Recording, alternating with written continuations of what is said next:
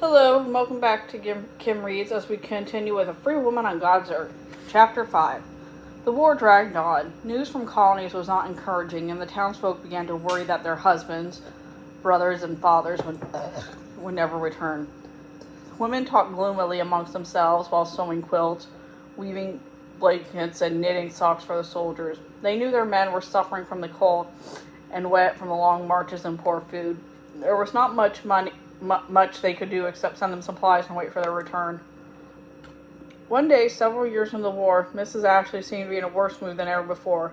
A young servant girl had taken some leftover scraps of cornmeal to make herself a little corn cake. When Mrs. Ashley found out about this, she stormed into the kitchen. "You thief! How dare you steal from my larder? You'll not steal again, or I know what," Mrs. Ashley sputtered. Mum Bet heard the uproar in the kitchen and came running in just to see Mrs. Ashley grab a red-hot shovel from the stove. The mistress lifted the shovel and was about to strike the young girl when Mum Bet put her arm up to block the blow and was struck instead. Her arm was burned to the bone. Ugh. It burned and burned, and so did her outrage. This time, Mrs. Ashley had gone too far. Mum Bet never recovered from her wound. She wanted everyone to know what had happened. When visitors to the house saw the scar, they often said, "Why, Betty, what ails your arm?" Mum Bet's answer was simply, "Ask Madame." From then on, Mum Bet knew she could no longer tolerate such a life, but did not know what to do. The answer came in 1780 with the writing of the Massachusetts Constitution. This was an important document that expresses the rights and responsibilities of all citizens of Massachusetts. It was so vital that the leaders of Boston sent messengers on horseback to each town to read it to the citizens. One evening, a messenger arrived in Sheffield to read it to the townsfolk. Mum Bet went with her daughter to hear it on the Sheffield Green. Again she heard the stirring words, "All men are born free and equal." Realizing it was a new law, not just a letter to the king, she grew excited and asked herself, "How can I make this law work for me?" She hurried back with her daughter, thinking the whole way.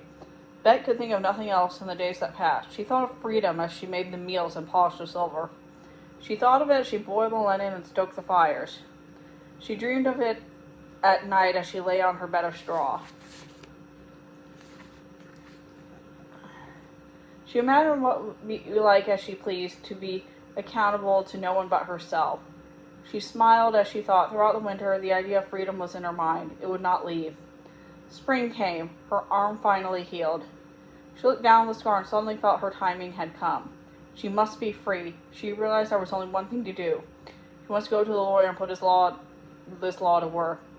To arouse no suspicion, she waited until the next market day, and with her basket over her arm, she and little Bet walked 4 miles in the town of Sheffield to the home of Theodore Sedgwick, the young lawyer she had come to know over the years. When she was shown into the study, he appeared startled and said, "Oh, Betty, what brings you here?" "Mr. Sedgwick," she replied, "I've come to ask if you help me win my freedom in a court of law." Mr. Sedgwick was taken aback.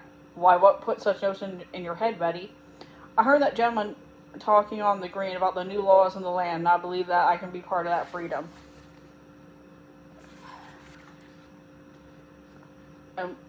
And what would you base your suit on?" "I heard what you talked about before, and I heard those papers were in the study, that every man is born free and equal. Does that not stand for women too, and slaves at that? Must I really be a slave in Massachusetts? I'm not a dumb critter, Mr. Sedgwick, and I certainly am one of the nation.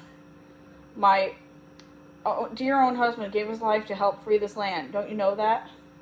"I did know, Betty, and for that I am sorry, but my question is, how did you come to know of this?"